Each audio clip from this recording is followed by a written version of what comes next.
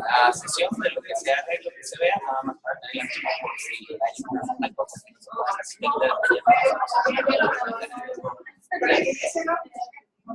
Entonces, lo de aquí es el primero.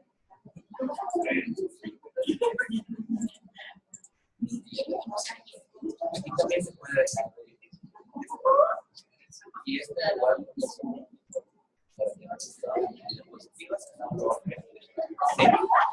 este también es todo. Si le das aquí se recorre la siguiente. Si no puedes hacerlo muy bien, más como te sientes más perfecto. Muy bien.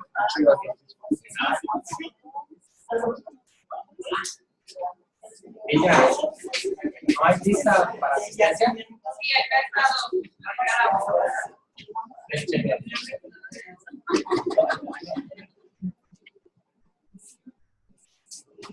Bien, buen día a todas y a todos. No sé si vamos a esperar algún acto específico o nada. Directo. Perfecto. Muy bien. Mi nombre es Misael Hernández Barrón. Buen día a todas y a todos. Trabajo en la Comisión Estatal de Derechos Humanos. Soy investigador y capacitador. Seguramente, pues ustedes podrán, o muchas veces nos encontramos ante un comentario de, bueno, ¿y qué pueden decirnos los derechos humanos en la forma en que nosotros tenemos que realizar nuestro trabajo? Sin embargo, son ópticas o son puntos de vista que a veces dejamos de ver y que pudieran parecer obvios para quienes determinan responsabilidades al momento de la investigación o para incluso algún tipo de sanción. Pero pues a veces no las vemos, no las comprendemos. Insisto, para el plano de los derechos humanos pudiera ser algo lógico, pero muchas veces esa lógica incluso puede llegar a chocar con algunos criterios incluso médicos, ¿verdad? Entonces aquí radica la importancia de comprenderlo. Bien. Bueno, ahí ya nos brincamos. La primera pregunta con la que queremos empezar el día de hoy es precisamente esta. ¿Quiénes atendemos? ¿Con quiénes trabajan ustedes? Atendemos pacientes, atendemos familiares de pacientes, atendemos enviados por familiares de pacientes, atendemos a instituciones, poder judicial, ministerios públicos. Aquí pudiera parecer muy obvia la pregunta, ¿verdad? A veces preguntamos, ¿qué son los derechos humanos y quiénes tienen derechos humanos? Y regularmente decimos, no, pues todos los seres humanos, todas las personas, por el simple hecho de ser personas, tienen derechos humanos. Bien, pues pudiera parecer obvia la respuesta, pero trabajamos con diferentes tipos de personas.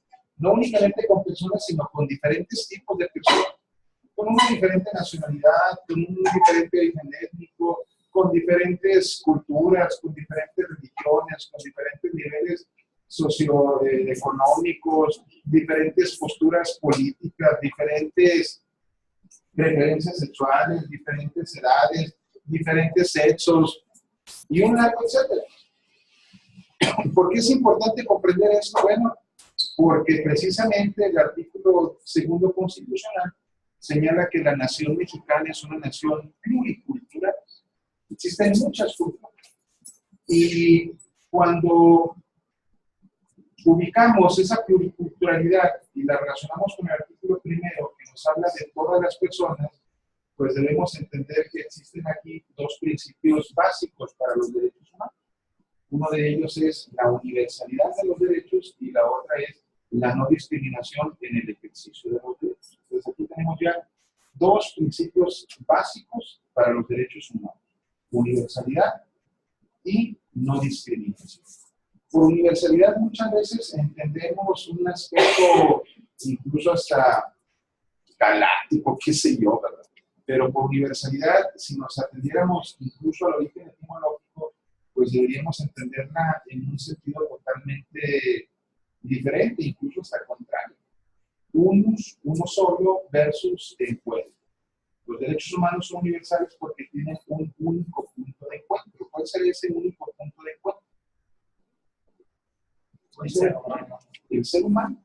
El ser humano efectivamente es el punto de encuentro de los derechos humanos. Entonces, a partir de que ese punto de encuentro nace, o podemos relacionar el otro principio que se denomina el de la no discriminación. Es decir, que bajo ninguna circunstancia, motivo o condición deberíamos utilizar tal o cual condición, valga la redundancia, para menoscabar los derechos de las personas. ¿Cuáles creen ustedes que sean algunas de las condiciones que utilizan los servidores públicos o que utilizamos los servidores públicos para menoscabar los derechos de las personas? ¿Qué condiciones se tomarán en cuenta para menoscabar o qué condiciones se tomarán en cuenta o finalmente repercutirán en que una persona no pueda gozar de sus derechos humanos o de los derechos humanos de manera plena? ¿Creen ustedes que la edad influye? ¿Sí?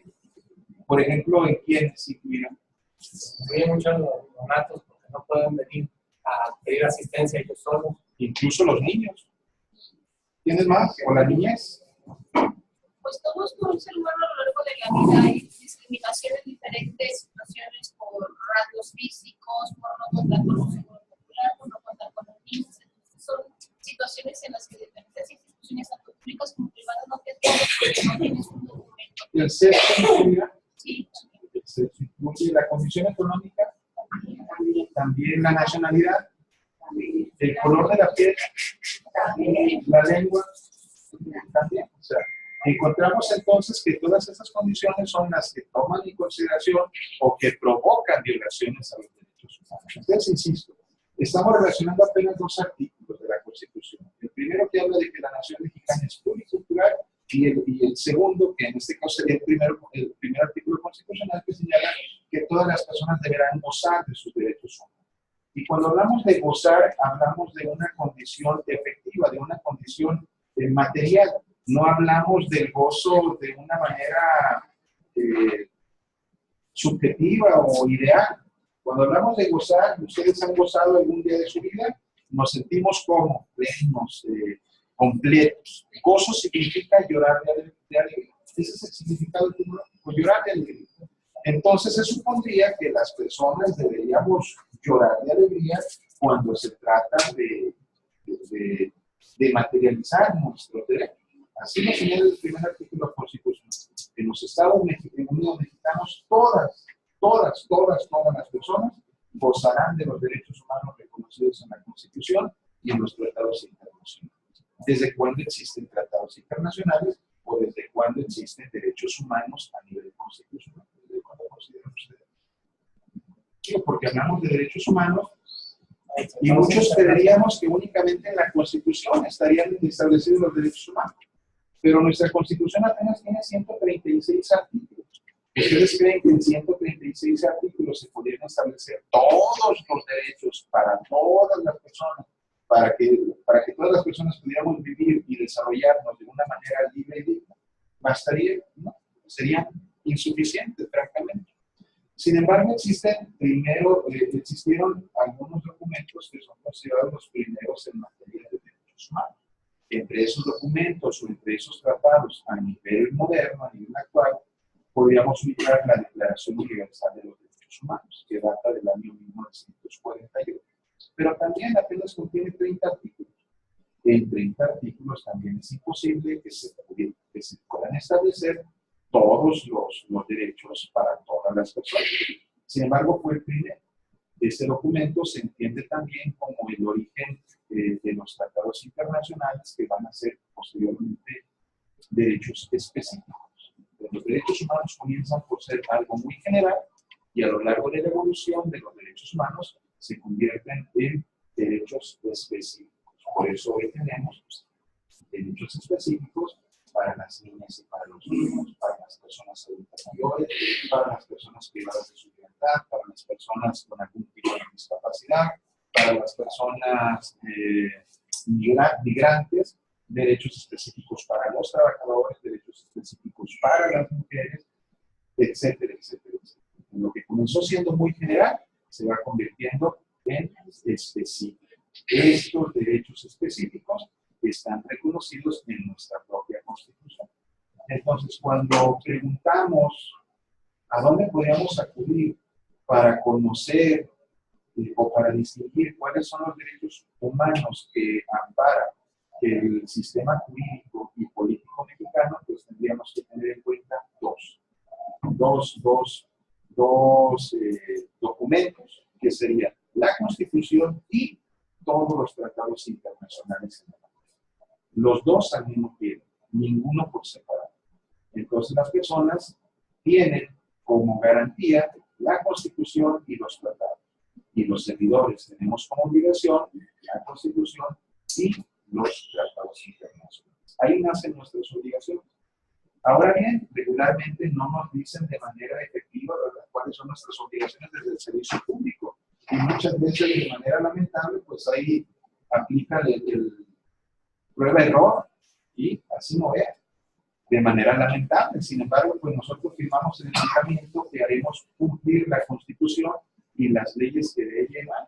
Y, oh sorpresa, pues las leyes que emanan de la Constitución son los propios tratados internacionales. Entonces, dentro de nuestras obligaciones está que a las personas que atendemos, o para cuando atendemos a las diferentes personas, pues debemos tomar en cuenta estas diferencias, estas particularidades, para poder saber cuáles son los derechos que debemos garantizar, para poder hacer que estas personas gocen de manera efectiva y plena los derechos que les han sido reconocidos. Ahora bien, entonces, ¿qué características deberán tener nuestros servicios? Los servicios que nosotros proporcionamos. ¿Qué características creen que deben reunir nuestros servicios?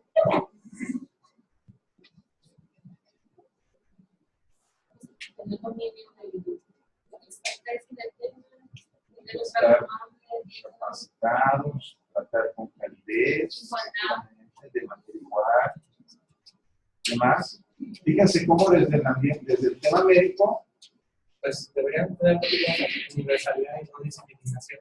Eso sería lo ideal, pero fíjense cómo a veces de manera, pues a ver, incluso hasta imperceptible, ¿verdad?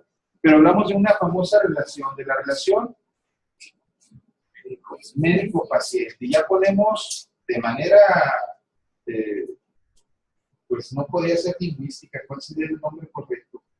Ya de manera, de la pura redacción, ya ponemos a uno por encima de otro. El paciente es el paciente, ¿verdad?, el que aguanta. Y tenemos entonces una relación de un activo y un pasivo, cuando en realidad igualdad debería ser una relación de igual. Incluso conceptualmente deberíamos hablar ya de una relación prestador de servicios médicos, usuario de servicios médicos.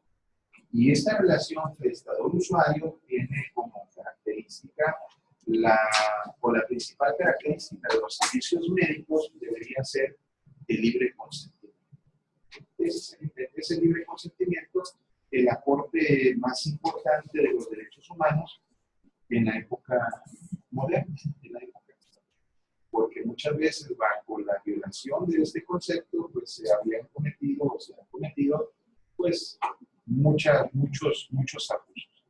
No quiere decir que todo esté mal hecho, por supuesto, pero doctrinalmente este es uno de los principales aportes entre derechos humanos y servicios médicos. Bien, entre otras características de los servicios médicos, de la prestación de los servicios médicos, pues los tenemos aquí con el fundamento legal, ajustados a la legalidad, de acuerdo al artículo 108 constitucional. Cuando estos servicios médicos no se ajustan a esa legalidad, el propio artículo 108 y el artículo 102 constitucional establecen la existencia de posibles sanciones a partir de una investigación. Y aquí nacen entonces estas sanciones o esta investigación nace a partir de los actos omisos o de los actos erróneos de la prestación de los servicios médicos, insisto, cuando estos no se atienen a la legalidad. Ahorita, por ejemplo, tenemos un tema muy, pues, que está en todos los medios de comunicación, ¿verdad? El caso del compañero de Oaxaca, es del estado de Oaxaca, en donde encontramos, pues, diferentes posiciones, quienes, digo, a ciencia cierta no lo sabemos, no tenemos acceso ni a los peritajes ni al expediente judicial, pero ahí tenemos entonces un acto en el que se pone en entredicho que los servicios hayan sido prestados de manera legal, sin suponer si fueron o no. No estamos diciendo que tal o cual tiene razón. Otro, nuestros servicios tienen que ser de calidad, de acuerdo al artículo 51 de la Ley General de Salud. Pero aquí me gusta hacer una pausa muy tramposa, Nuestros servicios deben ser de calidad. ¿De calidad de quién? ¿De la calidad de quién? De la calidad del usuario de los servicios, o incluso también deben corresponder a la calidad del prestador de los servicios médicos. Todo eso lo pongo como preámbulo porque el tema de hoy tiene que ver con la interculturalidad. Pero tenemos que abordar esto para irnos al tema intercultural. Deben ser prestados también con calidez, de manera universal y sin discriminación, de acuerdo al artículo 1 constitucional. Esos son la parte fundamental de los derechos humanos. Los derechos humanos son para todas las personas, insisto. Y les comento aquí un caso. Una persona o la nacionalidad de una persona determina el acceso a algún tipo de derecho. No debería. No debería. Sí. No debería, pero nos hemos encontrado con casos en donde no, eres migrante, no tienes tu credencial de lector, no tienes un documento que te identifique. No es que no se le brinden los servicios médicos, pero ya de entrada tienen una limitación. Y la Constitución, insisto, señala todas las personas. Y cuando hablamos de todas, decimos que no debe de importar raza, sexo, color, religión, nacionalidad, lengua, origen étnico, ni ninguna otra condición. En el caso de la invasión de Irak por parte de Estados Unidos y del Reino Unido de la Gran Bretaña, Estados Unidos no está obligado a los tratados internacionales. Los impulsa, pero no los firma. En cambio, el Reino Unido sí está obligado. Cuando estos dos países invaden Irak, soldados de la Gran Bretaña cometen un asesinato en contra de pobladores de la zona. Los familiares de esas personas asesinadas acuden ante las fuerzas militares a hacer un reclamo y exigir una investigación y nunca se lleva a cabo. La autoridad militar no hace más esfuerzos para poder investigar. Este tema o este caso es abordado por el Tribunal Europeo de Derechos Humanos, en donde indica que hay una responsabilidad por parte de la Gran Bretaña, toda vez que él sí está obligado al respeto de los derechos humanos y no únicamente en su territorio, sino en todos aquellos territorios que estén bajo su jurisdicción. Si eso es tratándose de los territorios, ahora imagínense cuando una persona acude a ese propio territorio de un estado, pues por supuesto que también se establece esa obligación del respeto y de la garantía de los derechos humanos. Entonces, el hecho de tener o no tener una nacionalidad no debe impedir o no debe convertirse en un obstáculo para el ejercicio o el goce efectivo de los derechos humanos. También deben ser respetuosos, servicios médicos respetuosos. ¿Respetuosos de qué? ¿Qué debemos respetar? Creencias, apariencias, la ley, para empezar, pero a veces la ley, incluso la ley, podría chocar con estos temas de garantía de los derechos humanos. Oiga, pero pues la ley es perfecta, bueno, eso dice. Pero también encontramos lagunas legales que pueden convertirse en violatorias de derechos humanos.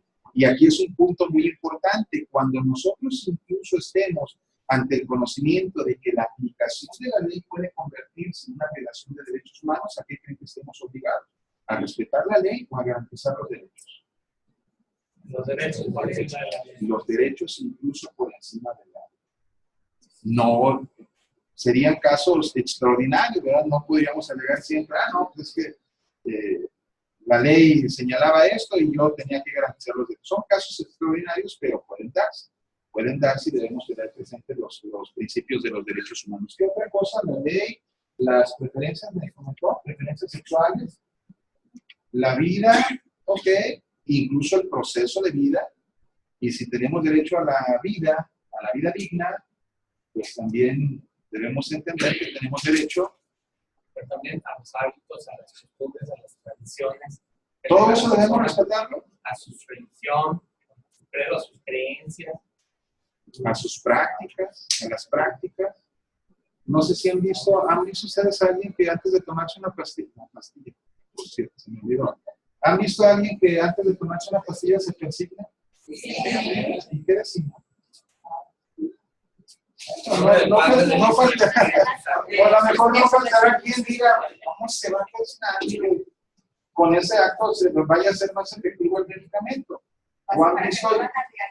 Es para que les sea benéfico, no les sea perjudicial.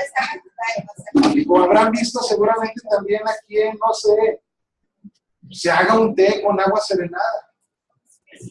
Dejen agua serenada en la luna llena y luego ya te lo tomas, o dejas remojando las hojitas, o ponle un ojo de venado. Yo no sé, es una planta, el ojo de venado. Debe ser, porque no hay tantos venados. No, para que haya tantos ojos, ¿verdad? O mira, agarra al niño que ya lo está viendo desde hace rato y lo vaya a hacer un mal de ojo.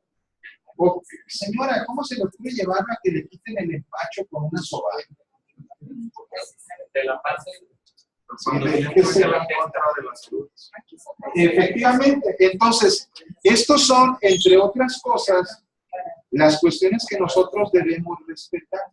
Esas prácticas, efectivamente, pues no son contrarias a la cuestión de la salud, y aunque lo fueran, deberíamos utilizar nuestra calidad de profesionales e incluso la calidez de profesionales de la salud para hacer o para poner en conocimiento a las personas de que dichos actos pueden convertirse en un peligro incluso para la propia salud.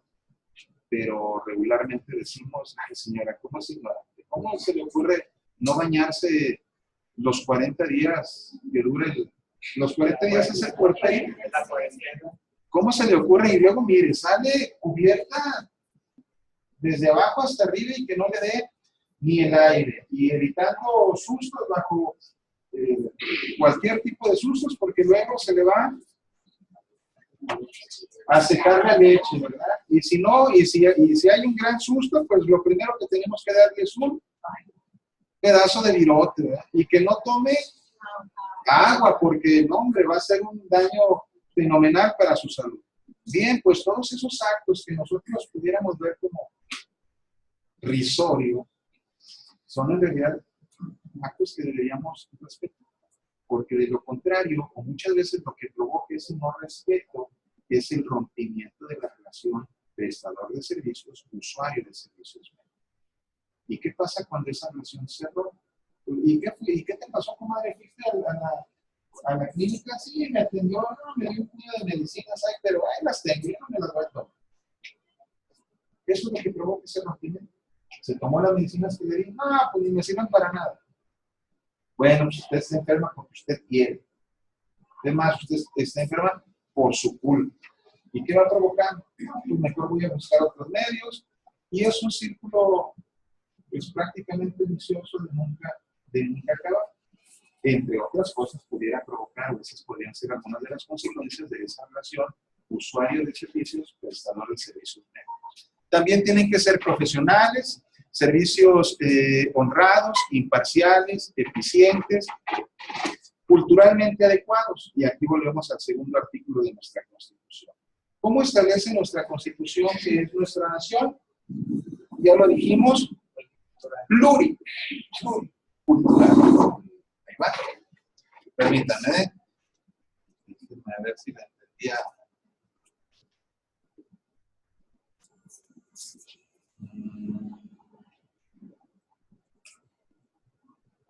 Ah, no, pues sí va a estar aquí.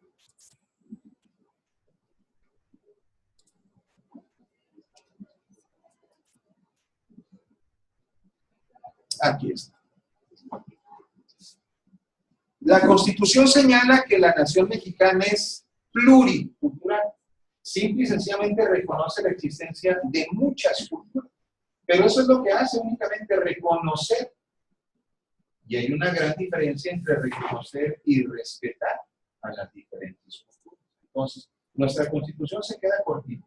Únicamente reconoce que hay muchas culturas. Es más, incluso señala que la riqueza de la nación mexicana se sustenta primordialmente en la riqueza de sus pueblos indígenas.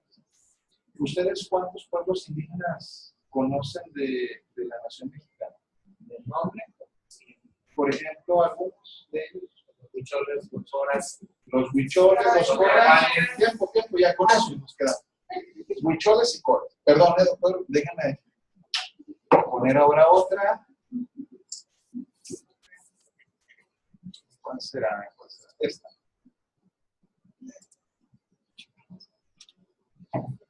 Pueblos indígenas, huicholes, así es como están definidos. Ustedes pueden definir a las personas. ¿Podemos definir a las personas? Un perfil. Sí, pero sería una cuestión más bien externa hacia algo que debemos, dijimos, respetar. Entonces, definimos huicholes. Significado de huichol, huizache. Hay un cerro, por ejemplo, donde ustedes han escuchado hablar del Cerro de la Estrella. Huixtepec, es el cerro de los huizaches, Huixtepec. Era donde se llevaba a cabo la ceremonia del Fuego Nuevo cada 52 años. Y hoy se lleva a cabo la ceremonia del Via Crucis, ¿no? El Via Crucis que acaba, perdón, entonces, fíjense, huicholes significa huizache. La forma en que el pueblo se autoidentifica es huirraita, significa las personas. ¿Han escuchado hablar de los esquimales? Esquimales. Así están definidos, los que comen carne cruda. El nombre con el que el pueblo se identifica es indio, que significa la gente, el pueblo. ¿Han escuchado hablar de los apaches? Significa enemigo. El nombre con el que se identifican es inde, la gente. ¿Han escuchado hablar de los lapones? O al menos los han visto. Un lapón, pues no podría decir que muy famoso, pero lo podríamos ubicar. Hay una película de Frozen. Lo más cercano que he estado de Frozen es el corto que nos adaptamos antes de la de Coco. Pero ahí sale un indígena lapón, muy blanco, pero en realidad el nombre con el que el pueblo se autoidentifica es el pueblo sami, la gente. Si ustedes se fijan, aquí hay un común denominador, ¿verdad? Que tiene que ver con la comunidad, con el pueblo, con las personas. Y aquí hay también otro común denominador, que tiene que ver con un aspecto pero además peyorativo. Pues no siempre peyorativo, por ejemplo, los que comen carne cruda tienen que haber hecho de verlos comer carne cruda. Sí, pero lo entendemos nosotros como un hecho de los estaban en las huizacheras, son huizaches. Más bien tiene que ver porque los señalan como huraños. Yo creo que todos hemos visto un huizache seco, espinoso, hasta huraños, salvajes, se puede ver el huizache. Por ejemplo, apaches, los imagino para los colonizadores eran los peores enemigos. Entonces, volvemos entonces a que no hay un ejercicio de respeto. Y aquí dijimos, la Constitución señala, la nación mexicana es pluricultural. ¿Qué significa purépecha? Purépecha, aquí tiene que ver con que los españoles les robaban a las mujeres. No se las robaban, se las presentaban para que se mencionaran. Muy diferente. Por eso le decían cuñado. Habría que ver, ¿verdad? Dice, hay una frase que la voy a comentar. Cuando llegaron los españoles, los indígenas tenían las tierras. Luego llegaron los españoles y dijeron, cierren los ojos, y cuando los abrieron, los indígenas tenían líquidos. Y los españoles, las tierras. Es un largo proceso histórico, y aquí encontramos que una de las principales riquezas, precisamente de los pueblos indígenas, tiene que ver con sus territorios. Pero son riquezas no únicamente suyas, sino riquezas nuestras. Estamos vivos gracias a la biodiversidad existente en los territorios de los pueblos y las comunidades indígenas. El 85% de la biodiversidad que mantiene viva la humanidad está en territorios de pueblos y comunidades indígenas. ¿En dónde hay indígenas? La mayor parte de los indígenas a nivel mundial está en la región asiática, pero los pueblos indígenas existen en todo el mundo. Para esto, primero tendríamos que identificar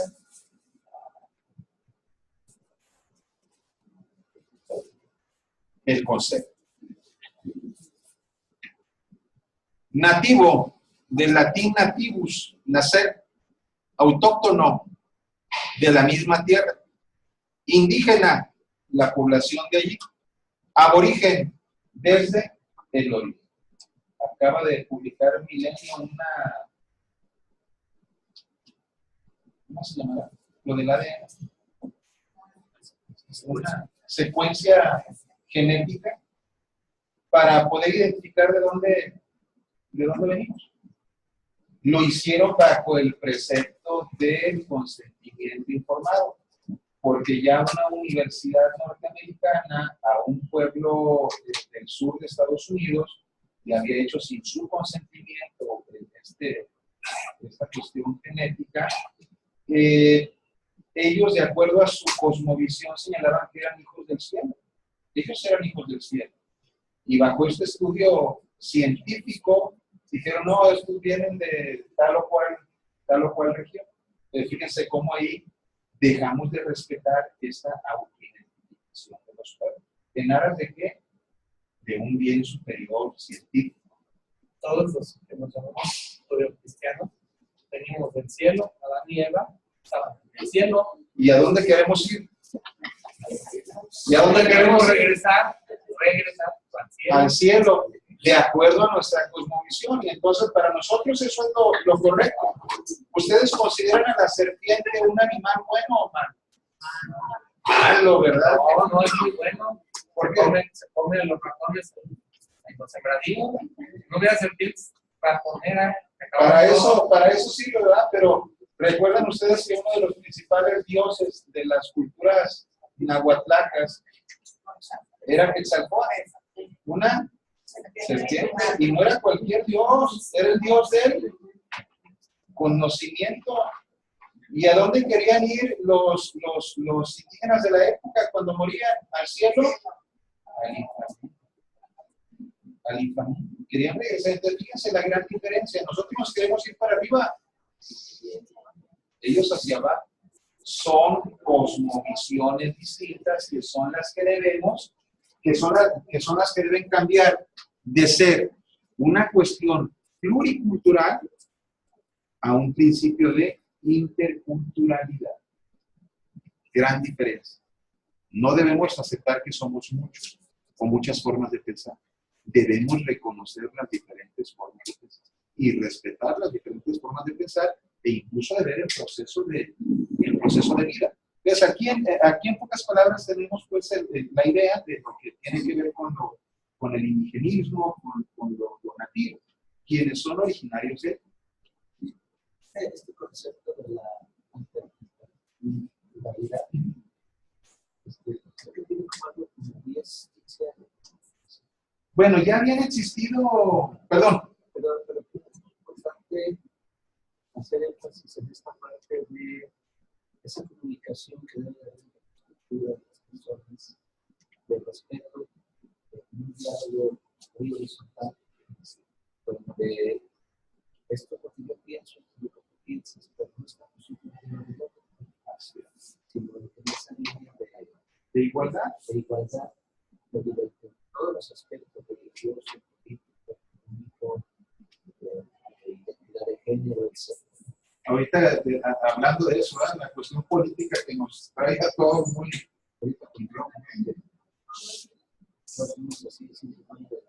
Así es, sí. Y esto obedece precisamente a otro principio de los derechos humanos que tiene que ver con la progresividad. Ustedes dirán, ¿y de dónde nacen los derechos humanos? Porque apenas hace 10, 15 o 20 años. Por supuesto que ya desde hace mucho tiempo se habían llevado a cabo análisis o se había abordado el tema de la cuestión de los pueblos indígenas.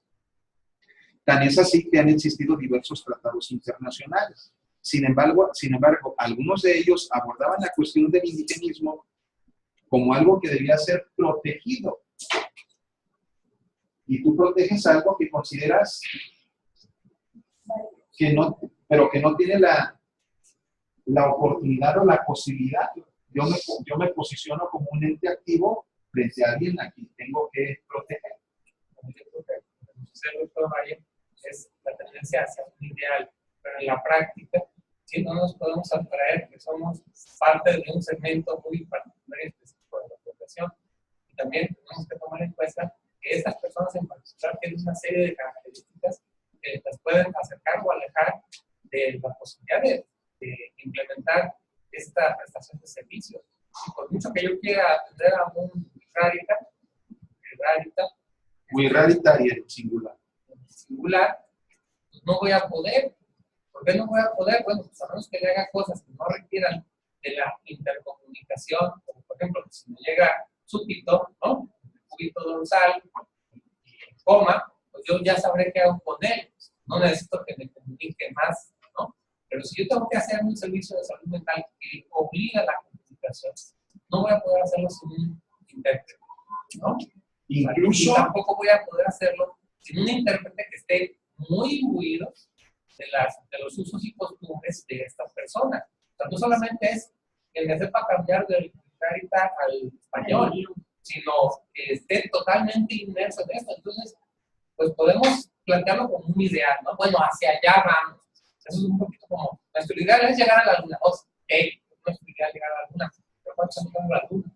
Muy bien, aquí acaba de abordar precisamente un tema que tiene que ver con el principio de la progresividad. Aquí no podríamos efectivamente decir que ante la existencia de un intérprete estamos garantizando derechos, porque aquí estamos utilizando entonces la lengua que habla una persona para impedir o que tiene como consecuencia el acceso efectivo a los servicios de salud. Ahí tenemos entonces ya una limitante. La lengua que yo hablo me impide gozar de mis derechos. ¿De quién es responsabilidad garantizar los derechos? Del Estado. Resulta ser que todos aquí somos agentes estatales. No significa que todos tenemos la obligación de aprendernos al menos el Kyaku, ¿verdad? O el Pamparius, o el Mume. No estoy de acuerdo que sea el Estado necesariamente. Una institución pública de salud es la institución la que debe de contar con los enlaces para tener intérpretes para personas silentes y personas de otra lengua indígena. Y nosotros tener el recurso que lo pueda facilitar a las instituciones. Si nos esperamos al gobierno, precisamente cuando hablamos de Estado, es parte de los derechos humanos de brindar en una institución. Cuando hablamos de Estado nos referimos a todas las instituciones o a toda la organización o estructura administrativa, política, judicial, legislativa, laboral. Entonces, nosotros somos parte del Estado. El personal de limpieza forma parte del Estado. El maestro forma parte del Estado. El personal de enfermería forma parte del Estado. El secretario de un juzgado, el juez, forman parte de un Estado. Pues, precisamente el Estado, a partir de sus diferentes órganos administrativos, es el encargado de garantizar los derechos. Ahora bien, ¿qué pasaría si el Estado nos dijera, a través de cualquier institución, bueno, yo le proporciono un intérprete? Y efectivamente es cierto lo que señala, con la existencia de un intérprete no garantizamos derechos. Por eso es que hoy la ley y los derechos humanos hablan de un perito cultural, con las características que usted acaba de señalar. Perito cultural. Por ejemplo, les voy a comentar esta anécdota que la cuento muy a menudo, es más diario que es este tema, es prácticamente obligado comentar. En alguna peregrinación a los lugares sagrados del pueblo huirraritario, nos acompañó Yukeche, y nos comentaba que lo que más le admiró cuando conoció por primera vez la ciudad, cerca de los 13 o 14 años, ya murió, fue que vendieran la comida, que la comida se vendiera, que el agua se vendiera y que la música saliera de una caja. Eso fue lo que más le admiró. En uno de esos viajes teníamos que subir a Cerro Gordo, Durango. Fueron como 6 horas de racería en jeep y otras 2 horas caminando porque el jeep ya no subió. 2 o a lo mejor más, yo no sé cuántas se iniciaron. La verdad es que yo por querer subir el carro, metíamos troncos y rápido me cansé, no podía ya caminar, dije, váyanse. Yo ahí sigo el camino y me voltearon a ver diciendo, camino, ¿verdad? Pero bueno, al final me dijeron, no, hemos hecho el recorrido todos, lo que nos tardemos en llegar, pero llegamos todos. Agarré 2 palitos. Como a los 10 minutos me volví a sentir pleno, lleno. Dije, órale, va. Sierra de Durango, imagínense un arroyito. Y yo llevaba ya mi botella de agua vacía. Y se puede llenar mi botella de agua en el arroyito, de agua fresquecita, natural. No, que Levitén y que otro rollo. ¿Recuerdas la canadiense que cuesta no sé cuánto? No, yo la era de Santorini, yo creo que llevaron, hombre, ya le iba a tomar y dije, no, ¿qué?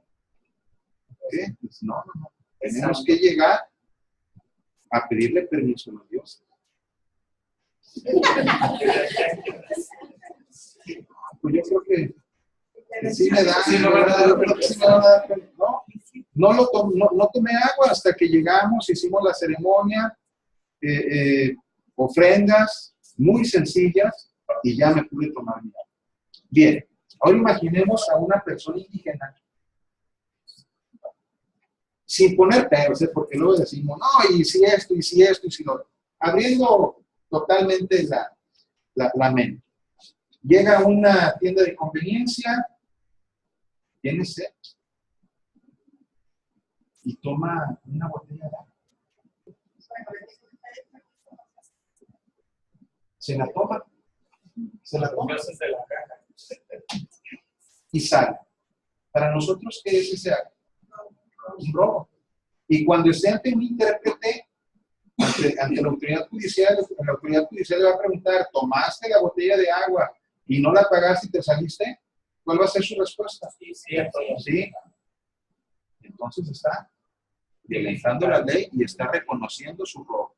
Un perito cultural deberá ser del conocimiento de la autoridad judicial, todo lo que engloba esta cuestión. ¿Yo podría ser perito cultural de algún pueblo o comunidad? No. Precisamente tienen que pertenecer a esa propia comunidad. ¿Para qué? Para poder ser, tener ese contacto que usted acaba de señalar, ese contacto directo, ese conocimiento real de lo que significa cualquier tipo de condición o de acto. Hace unos 15, 17 años, estaba yo de subdirector en el Caizán de Estancia Prolongada y la comunidad de Xoles, de parte de Jalisco, nos pidió un apoyo por una psicosis colectiva que se estaba presentando en los niños.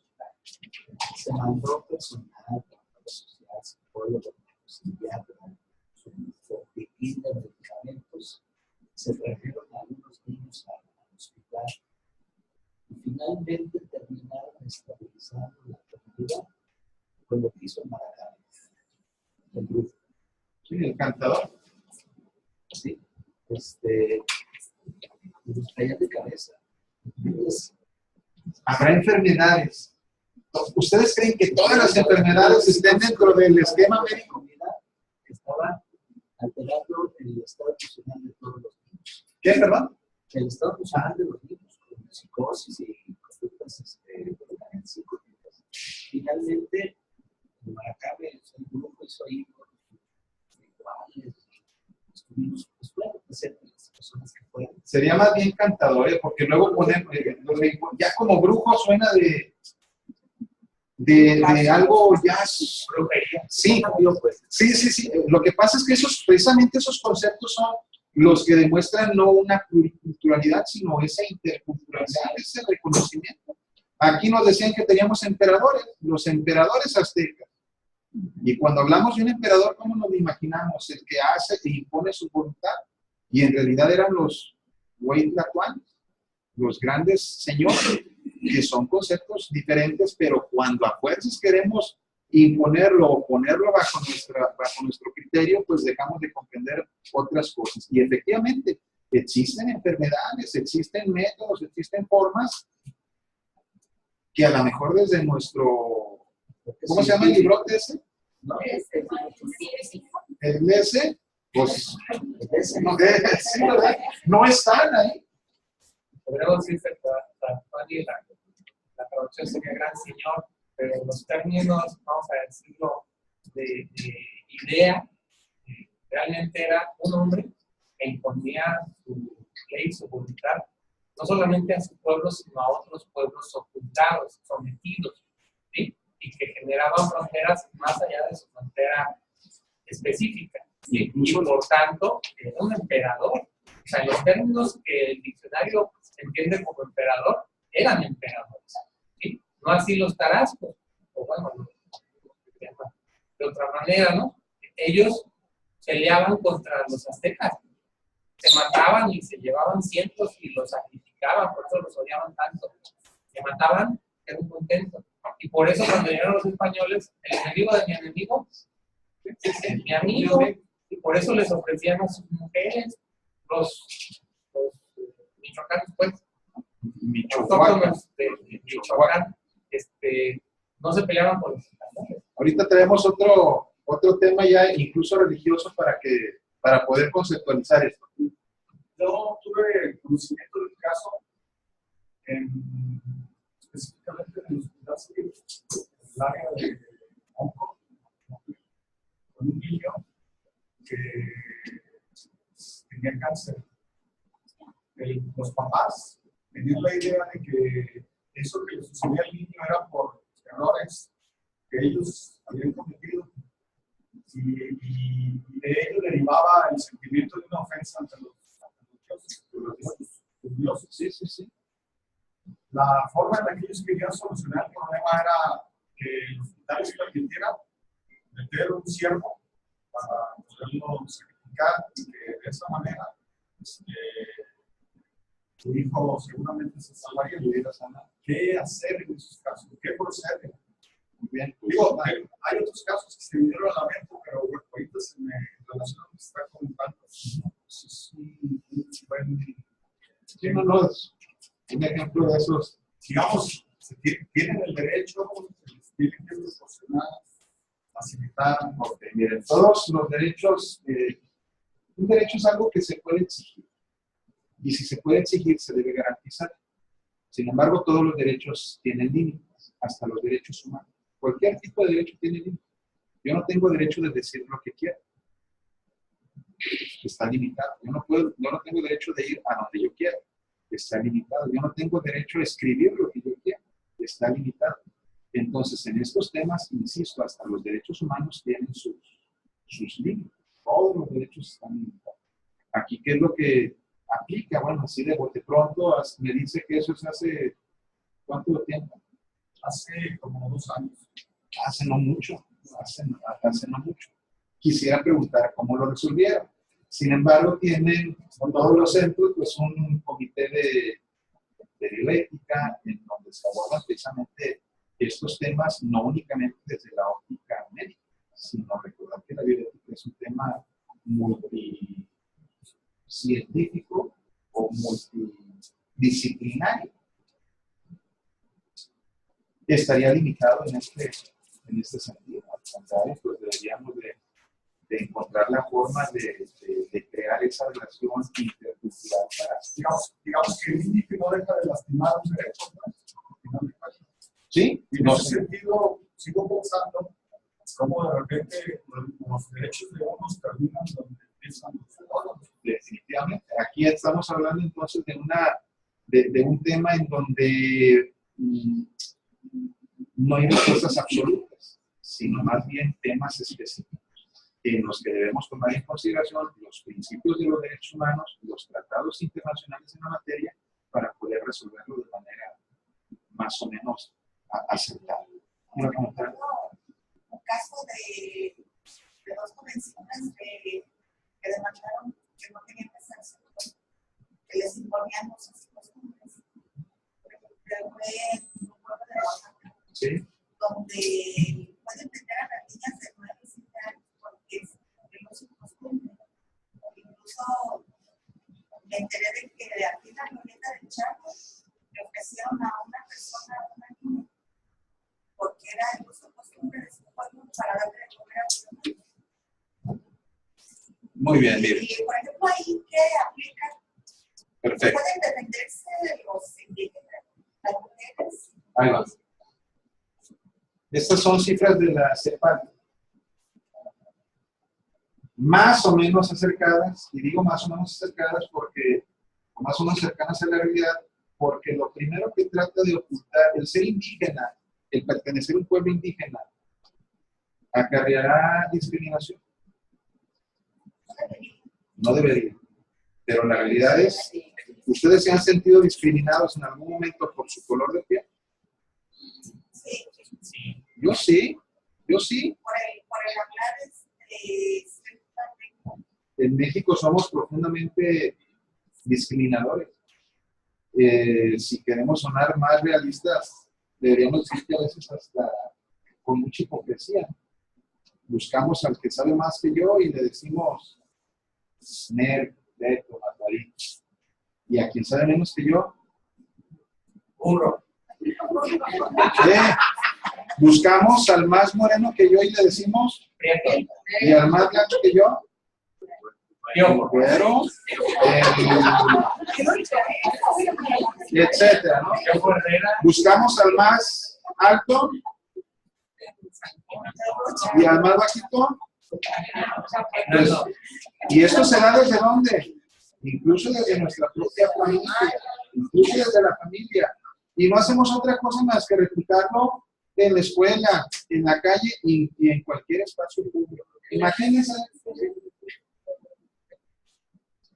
el pelón, bueno, pero y luego buscamos a quien no tiene, etcétera, etcétera, etcétera. Entonces ahí va. ¿Qué es lo primero que trataría de ocultar una persona para ser víctima de esos actos de discriminación? Mimetizarse. Su origen, efectivamente. Y si ser indígena, yo les puedo decir que lamentablemente, pues a lo mejor no me tocó tanto, pero mi abuela fue otomí de la sierra de Querétaro. No hablo muchas palabras otomí, de manera lamentable, así como muchos pueblos indígenas completos ya no hablan su lengua materna, se ha perdido. En México, aproximadamente el 15% de la población se reconoce perteneciente a un pueblo o comunidad. Aproximadamente. Porque, insisto, ¿qué creen que pase cuando llegue el encuestador y le dice, ¿tú eres miembro de algún pueblo indígena? No. Entonces, aproximadamente. En términos porcentuales, en términos numerales, estaríamos hablando de 17 millones en un país de aproximadamente 115 millones de mexicanos. Y todos nos asumimos, ¿cómo? ¿Cómo nos asumimos todos los que estamos aquí? ¿Somos indígenas o somos europeos? Somos mexicanos. Frutos de mestizaje. Y buscamos nuestro antepasado europeo a como de lugar, lo buscamos. El primo del abuelo del compadre dijo que su abuelo era español y que tenía ojo verde y que era muy grande. Y buscamos de dónde agarramos para encontrar, ese antepasado europeo. Y todo lo que le rascamos a ese antepasado europeo, todo lo que le buscamos, generación tras generación, buscamos en papás, abuelos, bisabuelos, tatarabuelos y chosnos, porque luego parecemos nuestra tátara, hasta ahí terminó. Y buscamos todo para encontrar ese antepasado europeo. Pero todo eso que le rascamos, lo echamos encima de nuestro origen material. Busquen ese estudio genético, esa secuencia genética. Yo lo vi publicado en Milenio. Entonces, imagínense, ¿en cuántos pueblos estará dividida toda esta población? ¿En cuántos pueblos? Cuando se llevó a cabo la fundación de Guadalajara, se habló de que Tenamaxtli juntó a más de 400 pueblos para combatir a los españoles. Hoy, en todo el territorio nacional, existen entre 62 y 65 pueblos indígenas. Entre 62 y 65 pueblos indígenas con diferentes costumbres, con diferentes formas. Y sería injusto o sería incluso incorrecto el creer que todas las costumbres van encaminadas a ese sentido. No podríamos sostener que todos los pueblos indígenas llevan a cabo esos actos. ¿Saben a los cuántos años a los cuántos años podemos comenzar a trabajar? ¿A los cuántos años podemos comenzar a trabajar? Con permiso de tus papás. 17, 16, 17, 18. En la Revolución Industrial, ¿a los cuántos años creen que las personas tenían que comenzar a trabajar? A los 10. 9, 10, 8, 6, 5 años en las minas. ¿A los cuántos años dijimos hoy nos podemos casar aquí? A los 18. Ya no que si hay permiso, no, se acabó eso a los 18. Pero en algunos pueblos y comunidades la edad 14, 12. La niña, bueno, la mujercita tiene que elegir a su compañero de vida a los 12. Y es una forma de organización, pero que choca con nuestros estándares. Y nuestras leyes. Choca. Pero les comento esto porque incluso, para no sonar despectivos, en algún curso que fui a dar, no, en un diplomado al que asistí, dijo una de las compañeras, pues es que los huicholes, bueno, para no sonar despectiva, los huicholitos. Pues de manera inconsciente, pero muy profunda, tenemos arraigado ese tema de señalar que no pertenece a mi nivel, a mi posesión, a mi grupo cultural. Y el tema de hoy tiene que ver precisamente con nuestra visión, esa cosmovisión. Entonces encontramos que en aproximadamente 62 o 65, solamente para 1542 que se funda Guadalajara, se juntaron más de 400 pueblos indígenas para combatir a los españoles. Y dejamos de lado y nos ponemos del lado de, Beatriz Hernández fundó Guadalajara, ¿verdad? Y gritó el gallo, el rey, es mi gallo. El diario la ando cambiando, pero dejamos de lado que Guadalajara se formó por el barrio de Mexicachingo, el barrio de Analco y otros barrios. Atemacá, barrios indígenas, pero nosotros somos de Guadalajara, somos más europeos que nada. Eran indígenas trasplantados. Sí. Mexicalcingo era el barrio de los mexicas. Así es, sí. Pero finalmente, no, dejamos de lado a Tenamashki, insisto. Dejamos de lado a Tenamashki, indígena cascán, Ashkan Kema, Tehuinegua, era el grito que utilizaba, hasta tu muerte la mía. Y dejamos de ver en Tenamashki a un gran defensor de los pueblos indígenas y de los derechos humanos para 1540. Sí, antes que Fray Bartolomé. En el 2018, de la Plaza de Independencia, es una gente de la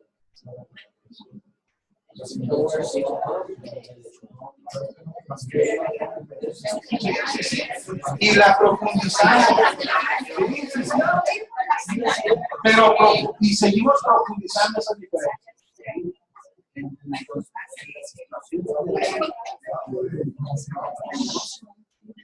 Había esa lucha entre las personas que vivían en el sector reforma, que habían sufrido la situación, y como la indiferencia del sector padre y había ese choque cultural.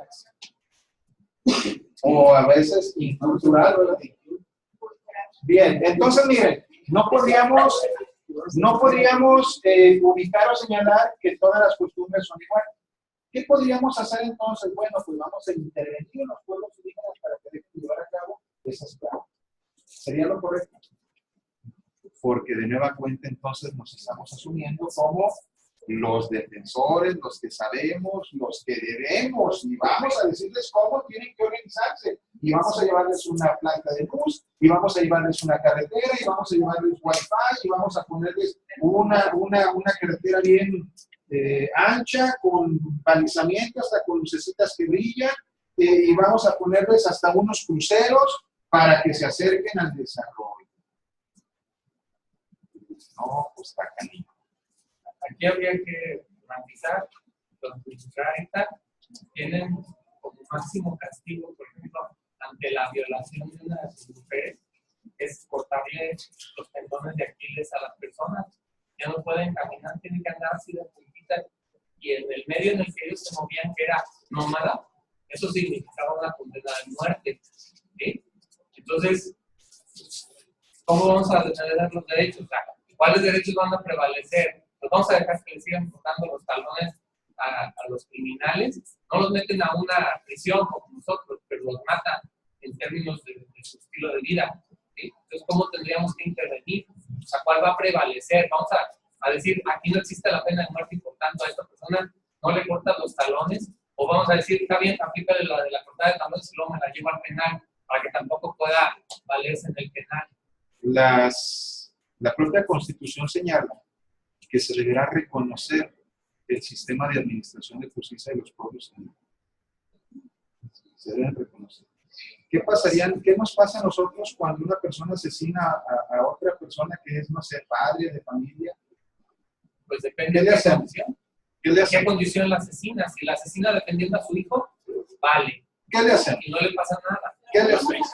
A la cárcel, que vaya. Pero, ¿qué pasaría si algún sistema de administración de justicia de algún pueblo indígena señalara que debe trabajar para mantener a la familia que ha dejado desprotegida? No, a la cárcel, y que pague y que no vuelva a salir.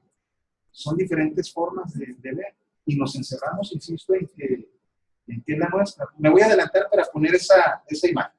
Entonces, miren, ni siquiera somos los que a nivel América contamos con el mayor número de indígenas, o en donde habitan el mayor número de indígenas. Por ejemplo, Bolivia, Guatemala, ¿dónde está? Acá está.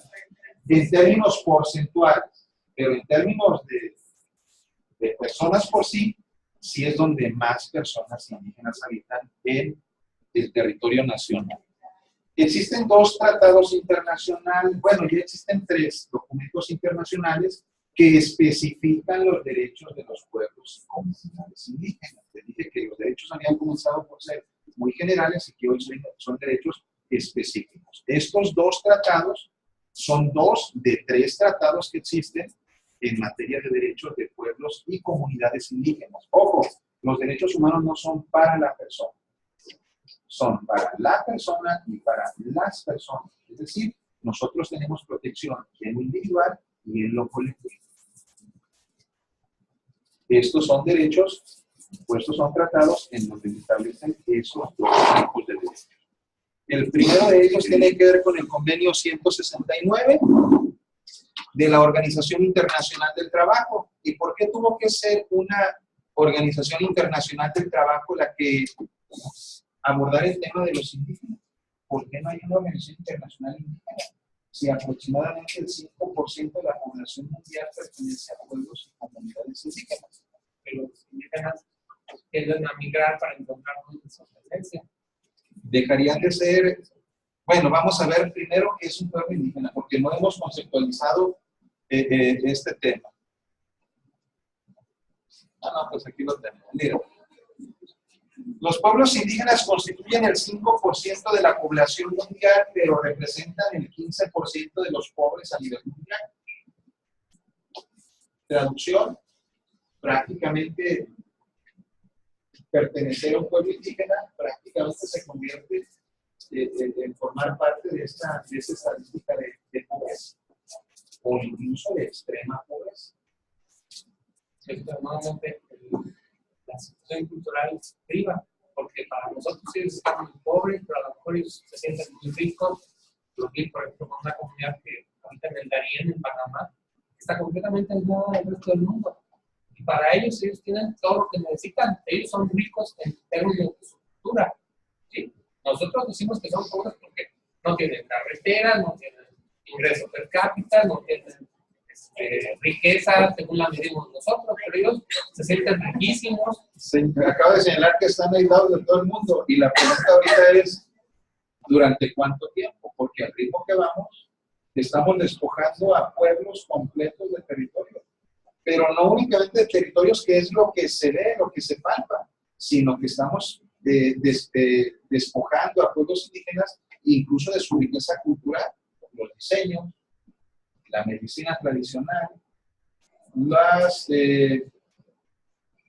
no sé si han visto unos tenis Nike ya con diseños indígenas, o esta diseñadora francesa con camisas, blusas, no sé, también con ese tipo de diseño. O las bolsas o huipiles, no sé, que se están vendiendo en una tienda muy exclusiva en México, en donde pues, se ve la explotación de la mano de obra de pueblos pagando a 20 pesos la bolsa por la manufactura, vendiéndolas en miles de pesos a los indígenas. Me encanta esta frase. Si es oso parado, oso parado, jefe, oso parado. Solo para el hombre blanco era salvaje la naturaleza. Solo para el hombre blanco era salvaje la naturaleza. ¿Qué nos pasaría si nos dejaran ahorita a nosotros, es más, juntos,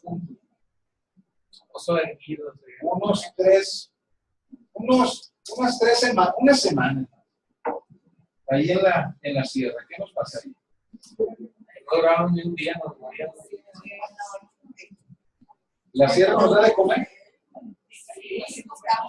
Si sabemos qué comer, sí. Entonces, nada más para nosotros, fíjate nomás que atrasados están.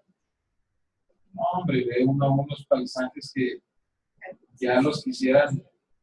Pero los paisajes no se alimentan. El alma. ¿Alimentan el alma? No se alimentan. Yo me acuerdo de eso y digo,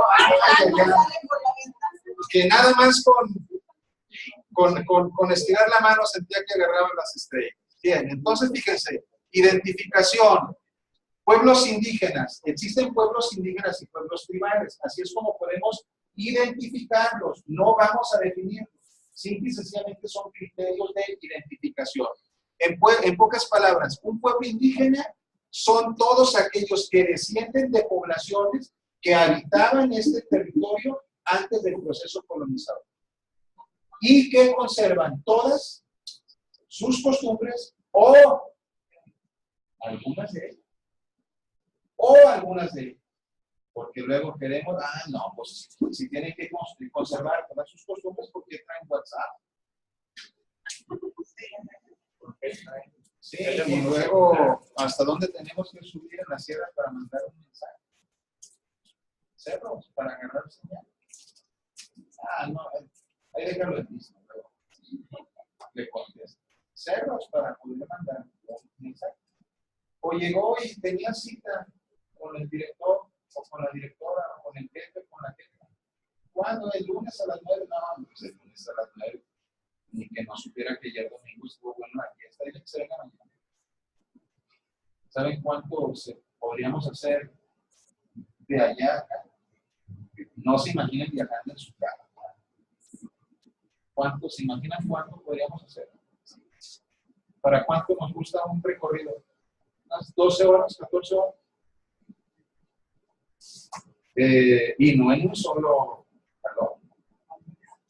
¿Qué pasaría si nos dijeran, te toca ir a hacer esta diligencia mañana a tal lugar? ¿Qué pediríamos? Pues viáticos y oficio. Pues me ha tocado observar cómo te toca hacer ir a aquella asamblea y un sistema de vida comunitario. Aquí estamos ya muy individualizados. Entonces, diferencia entre un pueblo indígena y un pueblo tribal. Los pueblos indígenas descienden de poblaciones que estaban aquí antes de la colonización. Conservan todas o algunas de sus costumbres. Un pueblo tribal es aquel pueblo que conserva sus tradiciones o algunas de sus tradiciones, pero que no vivían aquí antes del proceso colonizador. Hay pueblos tribales en México, hay pueblos que vivan bajo esta visión, esta cosmovisión del indigenismo, pero que no estaban aquí antes de la colonización. Lo sabemos, los hicimos en la Pero entonces los invisibilizamos, los afromexicanos o los afrodescendientes, entre otros. Esos que nos han traído nuestra historia, en que han cooperado para crear esta nación, digo, para que hoy tengan el derecho a reclamar su reconocimiento, ¿no? Pues nomás echen ahí Emiliano Zapata, José María Morelos y Pavón, y Vicente Guerrero, entre otros afromexicanos, pero los invisibilizamos. No existen, ¿verdad? Sabemos o no o desconocemos cuál es el origen, y entonces, pues, pretendemos una doble discriminación, los queremos meter a fuerza en el tema del indigenismo cuando deberían tener un trato diferencial. Incluso las danzas, los ritmos son totalmente distintos. Se utiliza mucho el tambor como precisamente en las culturas afroafricanas. Bien, entonces, los principios básicos del convenio tienen que ver con la identificación. Debemos aprender a identificar. Luego, no discriminación. Los pueblos indígenas y tribales deberán gozar, ya dijimos que gozar significa una cuestión material, efectiva, práctica, real, plenamente de los derechos humanos y libertades fundamentales sin ningún tipo de obstáculo ni discriminación. En este caso, una persona que acude no deberá contar entonces únicamente con un intérprete, sino con un perito cultural, que va más allá porque conoce de manera directa y amplia este tema de la cosmovisión de los pueblos. No deberá emplearse ninguna forma de fuerza o de coerción que viole los derechos humanos y libertades fundamentales de los pueblos interesados, incluidos los derechos contenidos en el presente convenio. Voy a darle más actividad. Deben contar con medidas especiales. En respuesta a la situación vulnerable de los pueblos indígenas y tribales, se establece que deben adoptarse medidas especiales que se precisen para salvaguardar las personas, instituciones, bienes, trabajo, culturas y el medio ambiente de los pueblos interesados. Hoy encontramos en algunas autoridades agrarias de algunos de los pueblos establecidos en Jalisco, porque ni siquiera son pueblos indígenas de Jalisco, porque hablamos de Jalisco y hablamos de un límite territorial, ¿no? ¿Sabían ustedes que los mayas están divididos por una línea fronteriza entre México y Guatemala? Que existen pueblos indígenas divididos por la frontera norte de nuestro país, entre Estados Unidos y valga la redundancia, México. Así también existen pueblos indígenas que están entre Jalisco y Colima, Jalisco, Nayarit. Hablaba de los horas, el nombre debería ser Nayáis. Entonces no tenemos que establecernos y decir nuestros pueblos, no, son los pueblos indígenas. Nuestros, ya de entrada, soy el dueño, soy el efectivo, ya somos nosotros los activos y los demás se tienen que aguantar. No, les hablamos de este tema de reconocimiento. Una pregunta. Dígame. Esta Rigoberta Puchu, ella funcionaría como perito. Bueno, está el nombramiento de la ONU es embajadora, algo así de, no recuerdo ahorita de qué tema específico, pero yo dudo que pudiera ser. ¿Por qué? Porque pues ella fue desplazada precisamente a partir de una matanza de las autoridades guatemaltecas en contra de esa comunidad indígena. Desplazamiento forzado, desplazamiento forzoso. Pudiera ser, pero en términos prácticos, pues lo vería más complicado. Una persona que a diario convive, que tiene una relación directa, es que pudiera desempeñar esa función. Nos hemos encontrado con intérpretes del Consejo de la Judicatura que no hablan la lengua que dice ahí. No es únicamente de papelito, es de una cuestión efectiva, la realidad. Bien. Aquí está, pero no me gusta esta, me gusta ahora.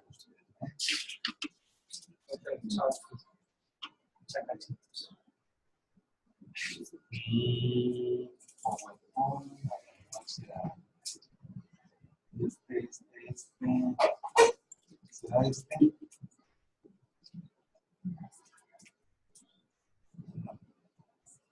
A ver, vamos a poner esta en calidad de mientras. Este es un indígena lapón. Díganme ustedes en cuál de ellas no ven felicidad. ¿En cuál de estas imágenes no ven belleza, no ven riqueza? Felicidad de abajo, feliz está serio. Bueno, así lo vemos, ¿verdad?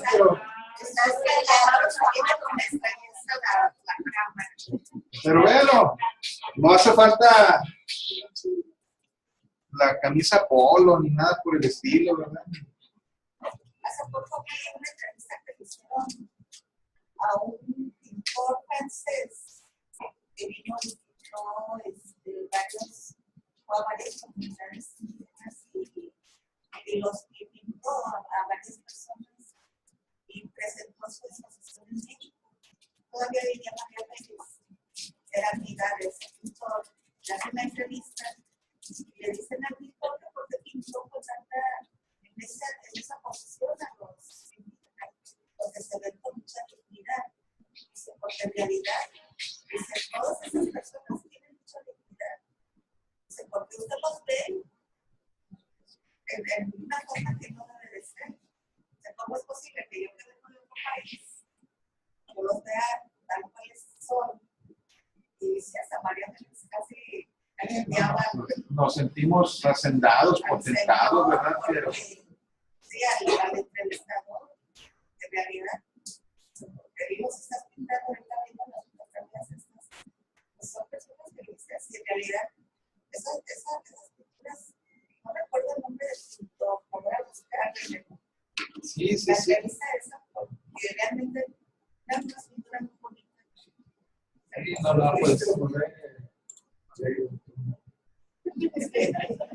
voy a leer porque la risa es universal y yo no lo veo ahí. O sea, es universal del ser humano. No, usted es el campeón del club de los nihilistas.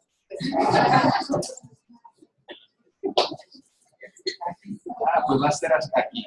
Entonces, a ver, volvemos.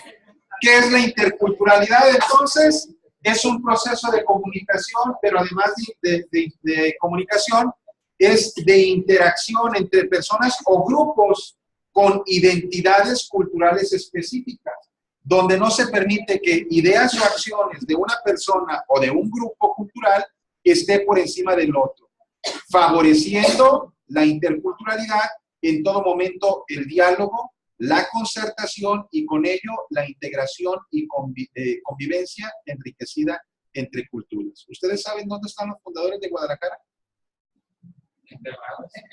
¿Enterrados? ¿Dónde estarán? ¿Dónde están sus monumentos? Sus estatuas. Esa es otra cosa. ¿Dónde están? Ahí en la plaza.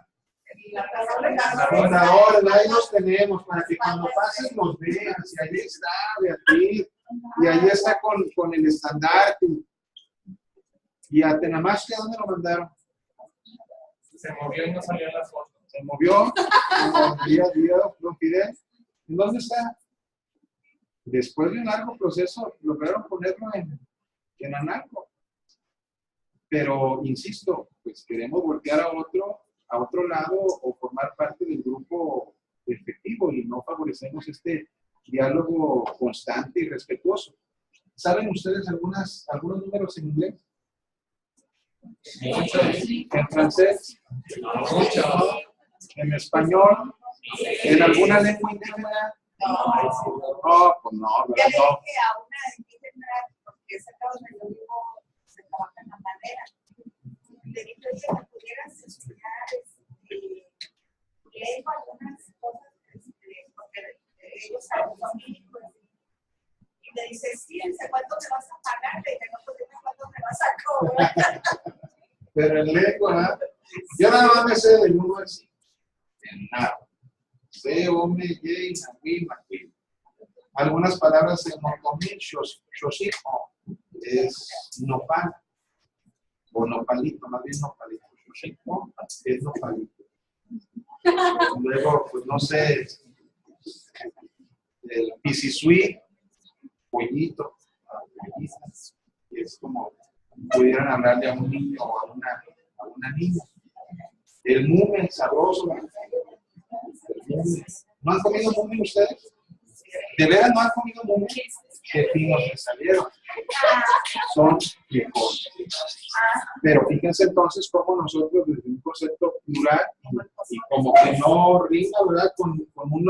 Con algo singular. Bien, entonces la interculturalidad, insisto, es un proceso de comunicación e interacción respetuoso de las identidades.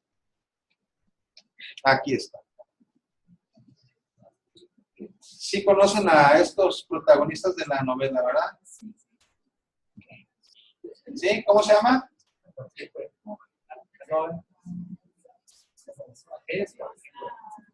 Esta es la luna. ¿Sí? ¿Quién es? Coyolxauhqui. Ella es la Coatlicue. ¿Y este es? El centro del calendario. Huitzilopochtli. Muy bien. Dice el códice. Y esta Coatlicue allí hacía penitencia. Barría, tenía a su cargo el barrio. Así hacía penitencia. En Coatepec, Coa, serpiente, Tepec, cerro, Chapul, Tepec, Huich, Tepec. Así hacía penitencia en Coatepec, la montaña de la serpiente. Y una vez cuando barría Coatlicue, sobre ella bajó un plumaje, como una bola de plumas finas. Eran plumas de colibrí.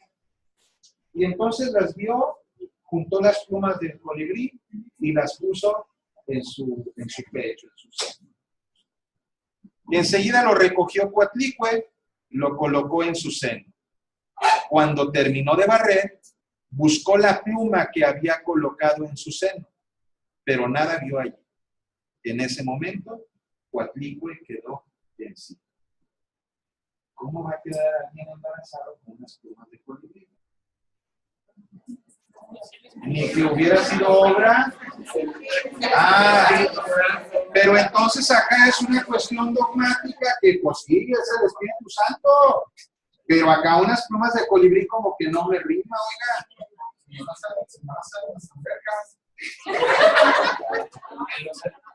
las tazas del Sagitario. Entonces, ahí encontramos pues cómo desde nuestro punto de vista cosmogónico, lo que vale es la creencia, mi costumbre, mi tradición, pero las otras, por más inverosímiles que parezcan, pues no tendrían razón de ser. Esas plumas es Huitzi, creo que es colibrí Huitzi. Por eso se llama Huitzilopochtli, plumas de colibrí. Porque el sol durante la mañana, ¿cómo vuelan los colibríes? ¿Rápido o lento? Rápido. Entonces el sol sale muy rápido por las mañanas, con la velocidad o la fuerza del colibrí. Cuando el sol está a mediodía, tiene el nombre de águila. ¿Cómo se dice águila? Guau. Guau. Tiene la fuerza del águila. Porque es cuando nos pega con más calor. Pero entonces, cuando se da cuenta Coyolxauhqui que su madre, la Coatlicue, está embarazada, pues ella se pone muy celosa y lo que va a buscar es venganza. No puede matar a su madre, va a tener otro hijo. Ya tenía otros 400 hijos. Esos otros, de acuerdo al códice, eran 400 y algunos otros señalan 500 hijos. La cuartilla. Es decir, Coyolxauhqui tenía otros entre 400 y 500 hermanos. Cuando van a ser su nuevo hermano, pues acuden al cerro de Coatepec, pero uno de esos 400 se comunica con Huitzilopochtli. Oiga, pero si todavía no nace, ¿cómo se comunica? Bueno, pues así como en otras religiones o culturas, nosotros se comunicaban directamente con sus dioses, ¿verdad? Y hasta no nada más los escuchaban, sino que hasta las tablas les daban. Y le dice, pues cuidado, Juan, que ya por ahí te andan buscando, son muchos hombres, no te vayan a encontrar. Y él le dice, pues nada más, dime cuándo y por dónde van a ir para estar preparado. Cuando se va a dar el nacimiento de Huitzilopochtli, acuden Coyolxauhqui y sus 400 guerreros a matar. Pero antes de que lleguen, Huitzilopochtli sale de la tierra, nace, y con sus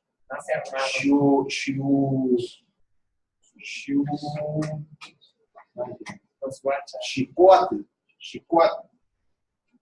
sus rayos de fuego, sus lanzas de fuego, que es como se aparece de Huitzilopochtli en los códices, con los rayos de fuego, pues se descuartizan a su hermano y a sus 400 de oiga, qué historia tan.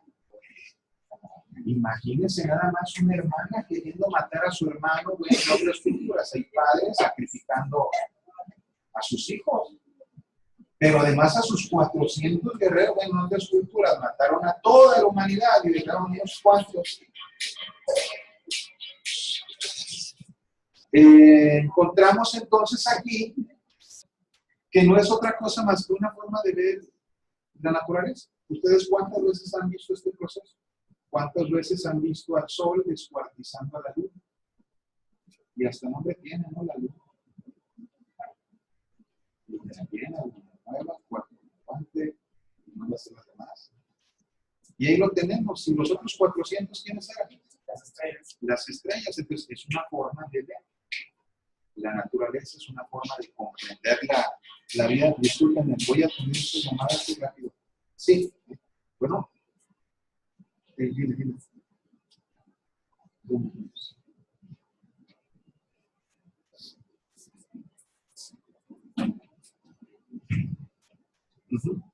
Okay. Sí. Sale. Ahorita estoy hablando mil disculpas, pero ya eran muchas llamadas de ir de la oficina. Bien, entonces, con esto a lo que queremos llegar es a abrir nuestra mente y nuestros conceptos a las diferentes visiones, porque retomando, entonces dijimos que la interculturalidad es un proceso de comunicación e interacción entre personas y grupos con identidades diferentes, en donde no debe de prevalecer uno sobre otro, sino un diálogo respetuoso. Deben de convivir. Así es, sí, porque finalmente eso es lo que nos da riqueza. ¿Podemos jerarquizar las culturas? Definitivamente no. Definitivamente no. Ahora bien, ¿cómo somos los mexicanos? ¿Cómo somos? ¿Solidarios? A veces también somos indiferentes, ¿verdad? A mí no me pasó. O mira nomás, tiene 2 manos y 2 pies, se puede trabajar. Se ve bien fuerte. También podemos ser indiferentes. Pero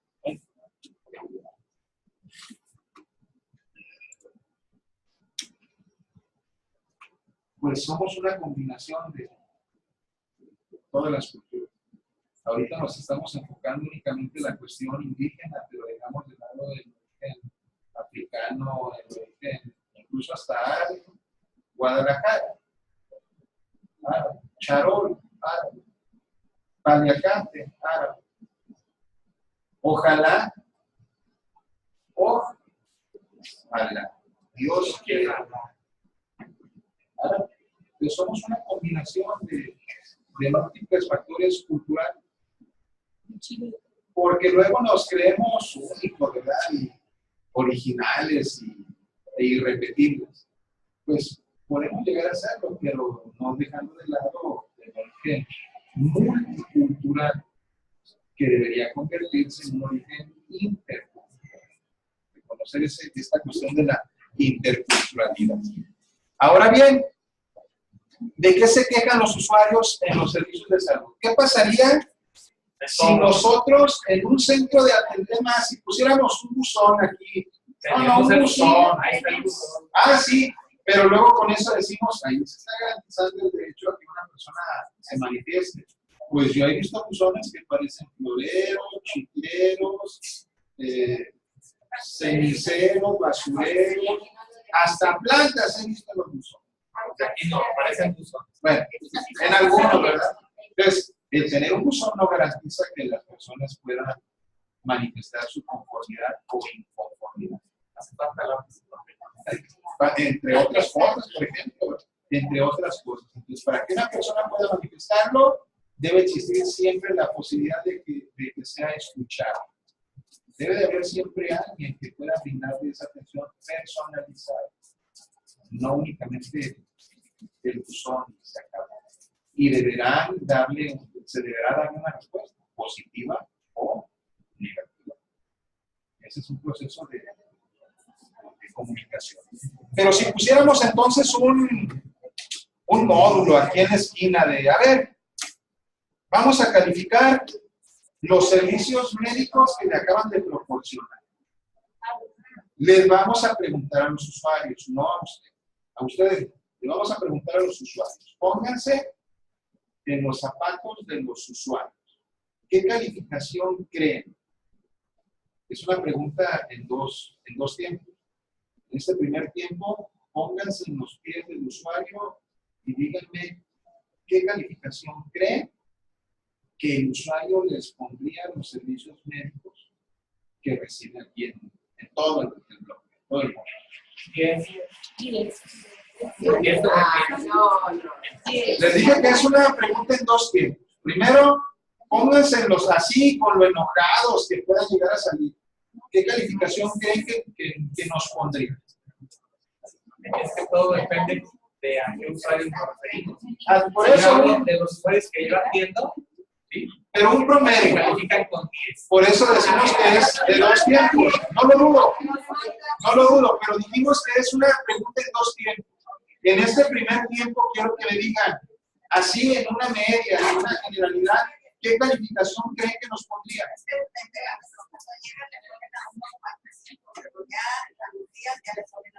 Por eso, pero ya encontramos mucho. No, dije que es en dos tiempos. La segunda pregunta es, ¿qué calificación se pondrían ustedes por los servicios médicos?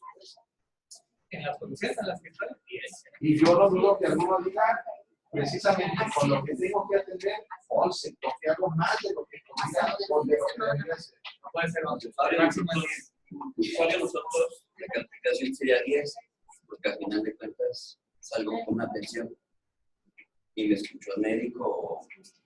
Pero podríamos generalizar. Pero ya con un médico al revés. Entonces sería un 8, un 7, o un 6, o un 5. Cuando alguien diga, no puedo, la atención es pésima, es deficiente. Mira, el que me atendió ni siquiera me saludó, el que me atendió ni siquiera volvió a verme, el que me atendió le dije buen día y me dijo que tienes de buenos. La señorita que me atendió, o el señor que me atendió a la entrada, le dije, oiga, ¿dónde está el consultorio número 5? Ahí no es informes, léale bien. Por eso estamos que tiene que ver el médico, ¿no? Que está el paciente. Dígame cuál es su problema. Y la señora hablando. Por eso les digo, es una pregunta en dos tiempos. ¿Qué calificación creen que las personas nos den? ¿Y qué calificación creen que ustedes realmente reciben? ¿Y por qué hay tanta diferencia? Pero también esa calificación tiene que ver con las expectativas de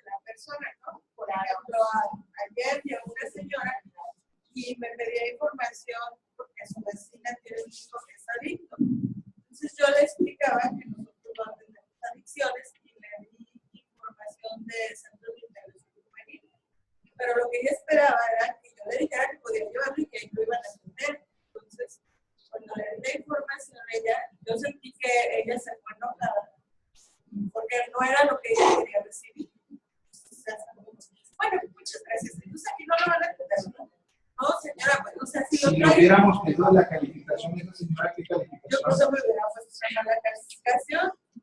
Y yo le dije, no, bueno, sí lo pueden traer, pero no es lo que ustedes están buscando. Mejor llévenlo ahí. Ah, bueno, está bien. Y ya se fue inconforme. Yo sentí que yo sí la atendí. Le respondí preguntas y le di la información. Pero no era lo que ella esperaba. Pues aquí encontramos una gran Subjetividad. diferencia, ¿sí? Porque yo creo que me merezco el 10 y estrellita, y porque una persona puede salir diciendo pésimo, pésimo, no puedo. Oiga, pero ¿qué más quieres? Pero hay una gran diferencia en esa calificación, no lo podemos negar. Justificada, a veces sin ningún tipo de justificación. Quejas constantes de los servicios médicos: indiferencia, deshumanización. Otra vez aquí. Ahora las piernas, vamos a hacer el tacto. 10 teléfonos haciendo el tacto. Es que es campo, es campo clínico, es hospital escuela, es con un fin académico. Pasando por sobre, ¿cuál dijimos que es la principal característica de los servicios médicos? Sí, respetuosos, y también el consentimiento. El consentimiento. Y le decimos a una persona que a partir de que nos dé el consentimiento también puede retirar ese consentimiento. ¿Se lo decimos? ¿Sí? ¿De 100 de 100? Sí. Y le damos copia de lo que firmó. ¿Qué pasó? ¿Por qué? Pues, no, ya firmó. Ya firmó. Ya. Lo caído. Pero a veces no le decimos que a pesar de que ya lo dio, puede retirarlo en el momento que ella quiera. Insisto, estoy pretendiendo generalizar. Ojalá todos me dijeran, claro que le decimos que lo puede retirar. Claro que le damos una copia de ese consentimiento. Claro que en todo momento le informamos cuál es el bien que estamos buscando.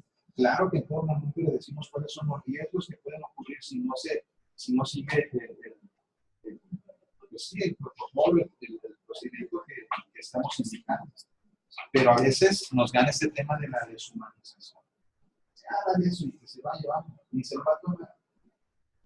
O ya, aquí la veo el próximo año. ¿Cuántos hijos tiene? 4. ¿Cuántos años tiene? 23. Y no se va a operar. No, bueno, que le vaya bien. Aquí nos vemos en 9 meses. Pero no le dolió, ¿verdad? Cuando lo estaba haciendo. Otra vez, no me digan, le duele esto. No, ya adiviné, es que diario, y lo que le doy no le quita nada. Pues estamos ante actos pues, de prestación de servicios médicos deshumanizados. Despersonalización. Yo sí, ahorita que está hablando de esta parte de la deshumanización, de repente hablamos de lo complejo que es finalmente dar respeto a un derecho humano. Yo, por ejemplo, aquí en la institución vivo un caso muy particular. Nosotros atendemos niños y es muy común que los niños vengan acompañados por su mamá. Es muy rarísimo que el papá se presente porque siempre está trabajando.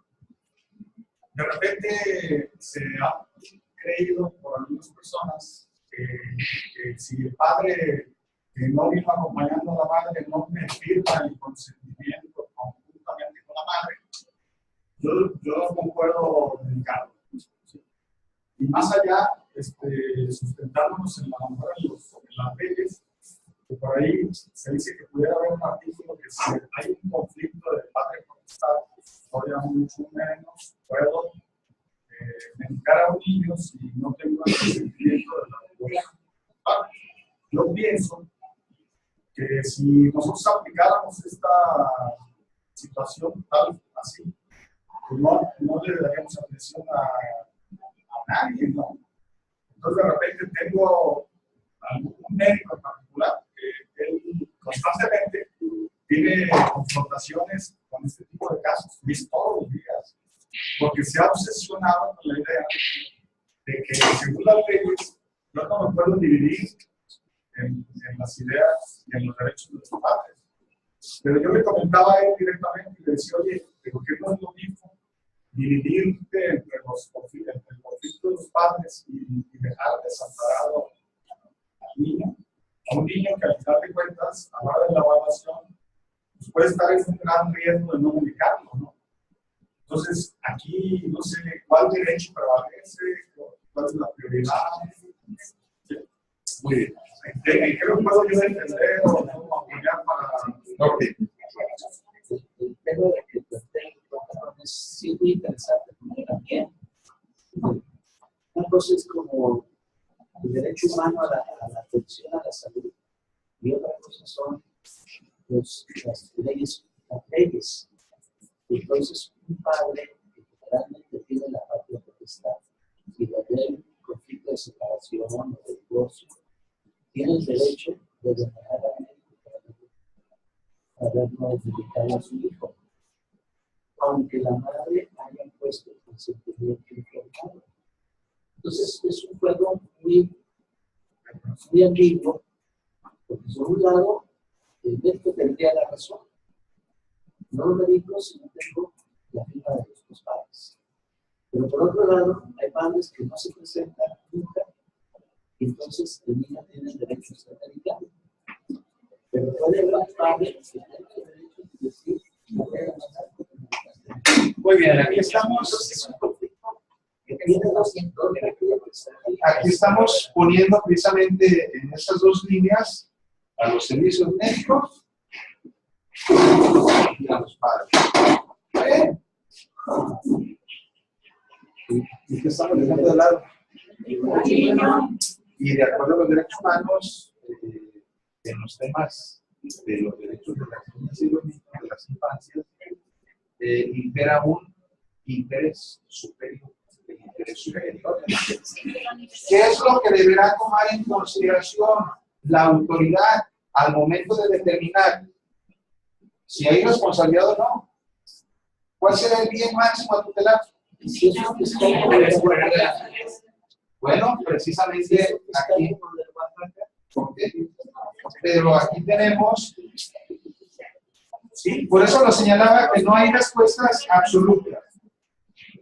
Yo desconozco de manera profunda el tema de Oaxaca, cómo fue tal cual, porque he escuchado dos versiones. La que señala que fue una sobredosis de un medicamento y la otra señalaba que fue una versión, lo que eso significa, ¿no? No, pero conocemos cómo es nuestro sistema judicial. Y entonces, no nos vayamos con el de Oaxaca. Nuestro sistema judicial tiene muchas tendencias. ¿Qué necesitamos? Entonces, en ese sentido, el doctor, desde la institución podemos tener la razón de dedicar a ti por su salud, pero desde lo legal estamos en una situación que queremos estar expuestos a una denuncia de tipo penal. Sí, el que exista la posibilidad no debería, es necesario. Esa posibilidad, insisto, nace por acción o por omisión y es un derecho. Cualquier persona puede acudir y demandar. Pero ahora cada diferencia es, o también es derecho de todas las personas, el defenderse. Y es una obligación del Estado brindar un proceso adecuado, un debido proceso. Entonces volvemos al tema de la legalidad. Y en esta legalidad vamos a encontrar como fundamento los derechos humanos. Aquí el derecho humano que debe prevalecer, o que deberíamos ponderar, es el derecho a la protección de la salud de la niña. Pero, lógicamente, eso lo hacemos bajo los argumentos o bajo temas pues, de fundamentación legal en materia de derechos humanos, de arbitraje médicos, así es. Pero si nosotros de entrada decimos, mejor no le hago porque me vaya, estamos ya por una omisión también dejando de lado.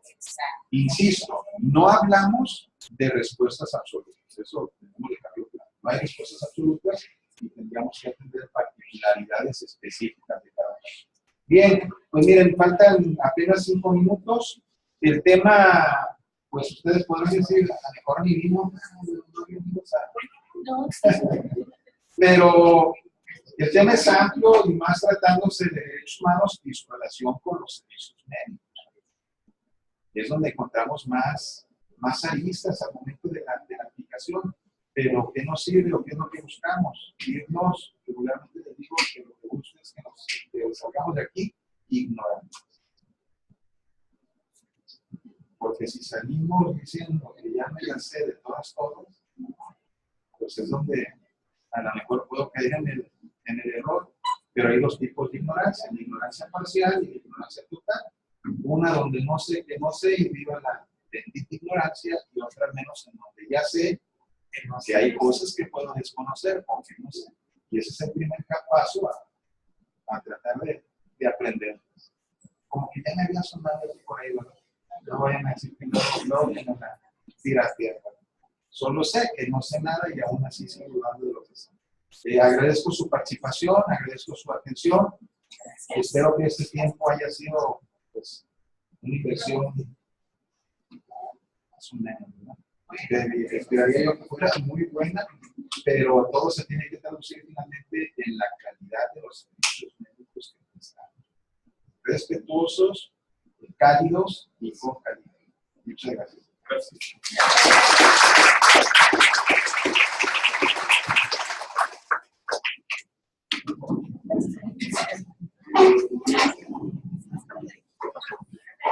Sí, ¿por qué?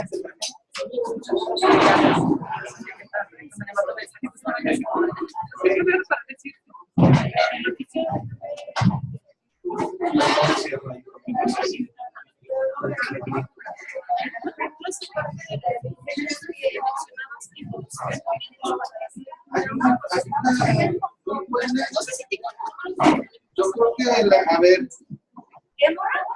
porque cambié de seguro a principios de este año y lo que se les compuso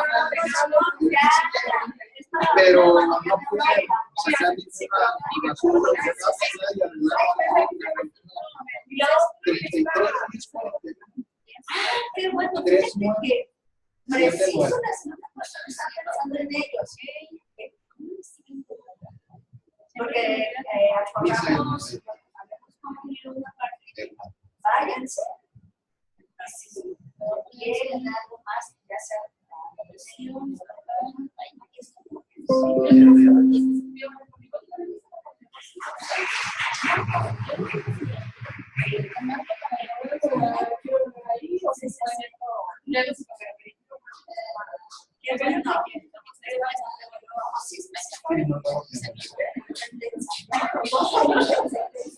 pero sí, yo les comenté el padre.